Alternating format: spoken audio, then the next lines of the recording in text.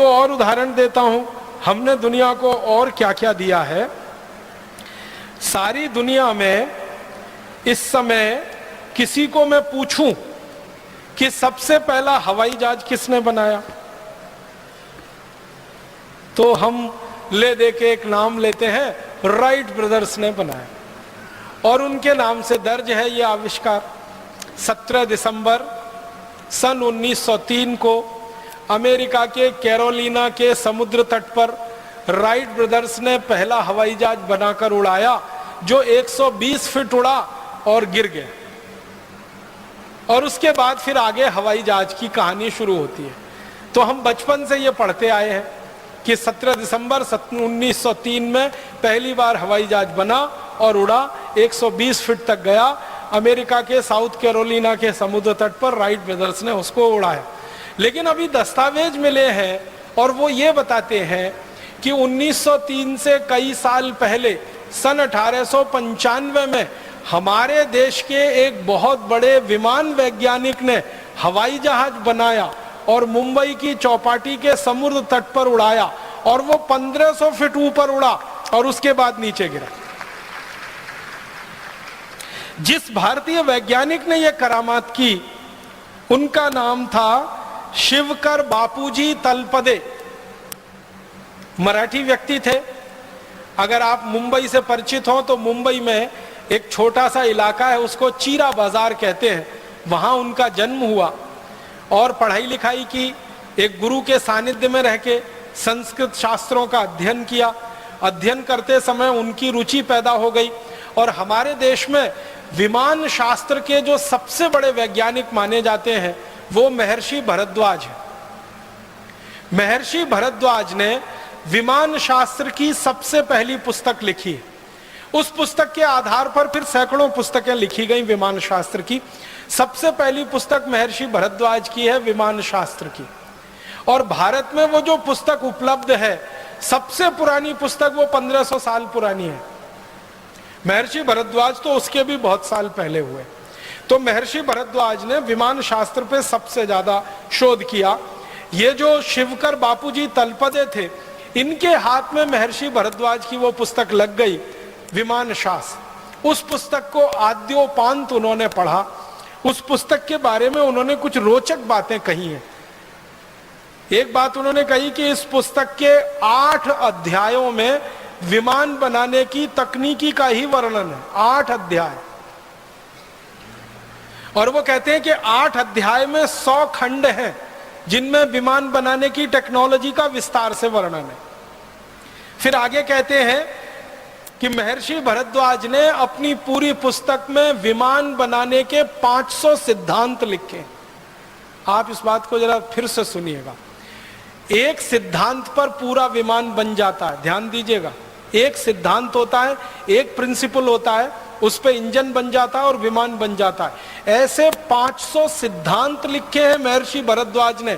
माने 500 तरह के विमान बनाए जा सकते हैं हर एक सिद्धांत पर। और उस पुस्तक के बारे में तलपदे जी लिखते हैं कि ये 500 सिद्धांतों के 3000 श्लोक हैं। विमान शास्त्र में 3000 श्लोक हैं। और वो कहते हैं, आप जानते हैं ये जो टेक्नोलॉजी होती है, ये जो तकनीकी होती है, उसका एक प्रोसेस होता है, एक प्रक्रिया होती है, और हर एक तकनीकी की एक विशेष प्रक्रिया होती है। तो महर्षि भरद्वाज ने 32 प्रक्रियाओं का वर्णन किया है। 32 तरह से 500 किस्म के विमान बनाए जा सकते हैं। इस बात को जरा समझिएगा, मुझे देर में समझ में आई। 32 तरीके हैं 500 तरह के विमान बनाने के। माने एक विमान बनाने के 32 तरीके, 2 विमान बनाने के 32 तरीके, 500 विमान बनाने के 32 तरीके उस पुस्तक में है विमान शास्त्र। 3000 श्लोक है, 100 खंड है और 8 अध्याय है। कितना बड़ा ग्रंथ है ये। इस ग्रंथ को शिवकर बापूजी तलपदे ने पढ़ा अपने विद्यार्थी जीवन से, और पढ़ पढ़कर परीक्षण किए, और परीक्षण करते करते 1895 में वो सफल हो गए और उन्होंने पहला विमान बना लिया। और उस विमान को बना लिया तो उन्होंने उसको उड़ाकर भी दिखाया, और उसको देखने के लिए भारत के बड़े बड़े लोग गए। हमारे देश के उस समय के एक बड़े व्यक्ति हुआ करते थे, महादेव गोविंद रानाडे, जो अंग्रेजी न्याय व्यवस्था में जज की हैसियत से काम किया करते थे मुंबई हाई कोर्ट में। तो रानाडे जी गए उसको देखने के लिए। बड़ोदरा के एक बड़े राजा हुआ करते थे गायकवाड़ करके, वो गए उस विमान को देखने के लिए। ऐसे बीसियों बड़े लोगों के सामने और हजारों लोगों की उपस्थिति में शिवकर बापूजी तलपदे ने अपना विमान उड़ाया। और हैरानी की बात यह थी कि उस विमान को उन्होंने उड़ाया, उसमें खुद नहीं बैठे, बिना चालक के उड़ा दिया उसको।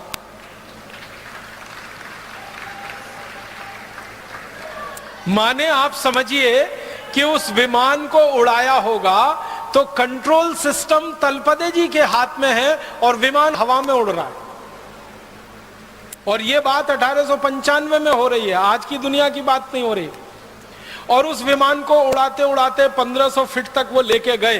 फिर उसके बाद उन्होंने उसको उतारा और बहुत सकुशल उतारकर उसको जमीन पे खड़ा कर दिया।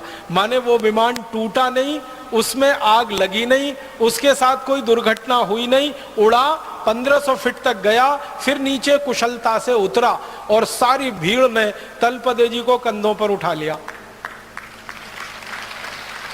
महाराजा गायकवाड़ ने उनके लिए इनाम की घोषणा की, एक जागीर उनके लिए घोषणा कर दी कि ये पूरी जागीर इनको दूंगा। और गोविंद रानाडे जी जो थे वहां पर, उन्होंने घोषणाएं की, बड़े बड़े लोगों ने घोषणाएं की।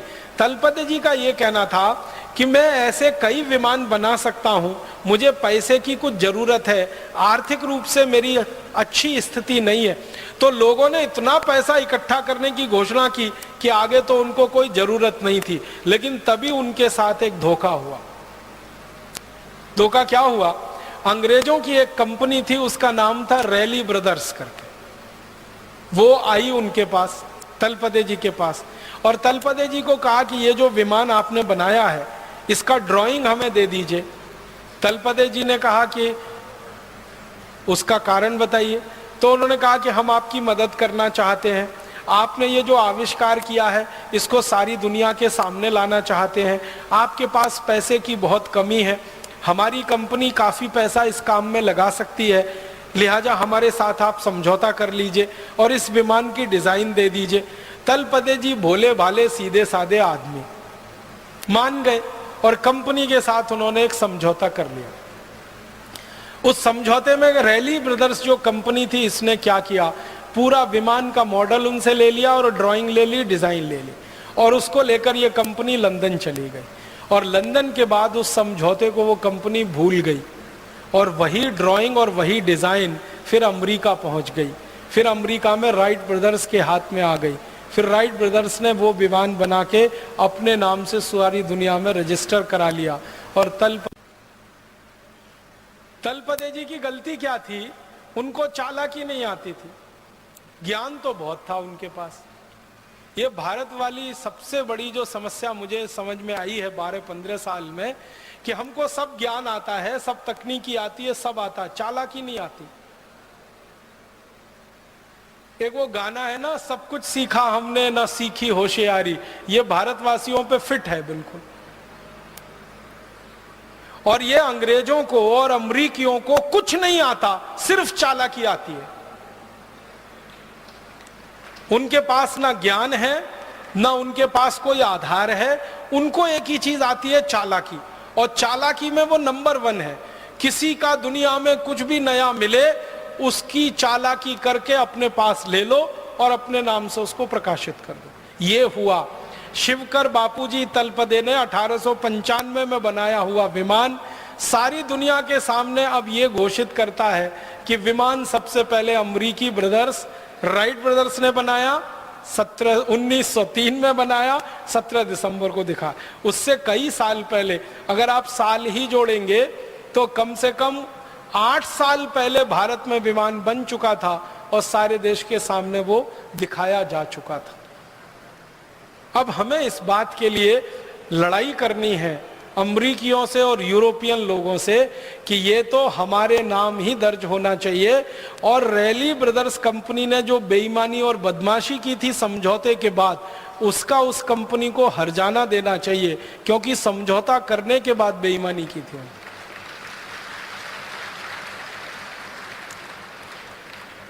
हम भारतवासी कुछ इसी तरह की चीजों में पीछे रह गए, वरना हम दुनिया में आज अगर थोड़ी चालाकी हमने सीखी होती, थोड़ी होशियारी हमको आ रही होती, तो ये विमान बनाने का श्रेय तलपदे जी के नाम ही रहता।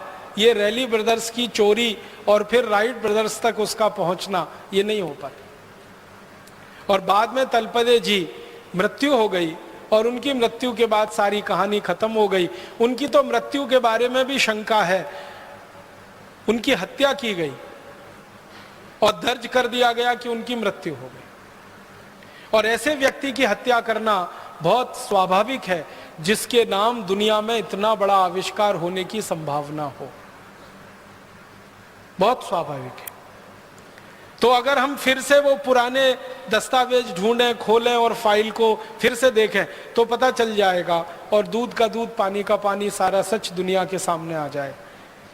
हम चाहते हैं कि भारत स्वाभिमान इस काम को अपने हाथ में ले और तलपदे जी की हत्या की जांच हो फिर से, और उनके द्वारा किए गए आविष्कार को सारी दुनिया में मान्यता मिले कि राइट ब्रदर से 8 साल पहले किसी भारतवासी ने विमान बनाया और सारी दुनिया में उड़ाया उसको।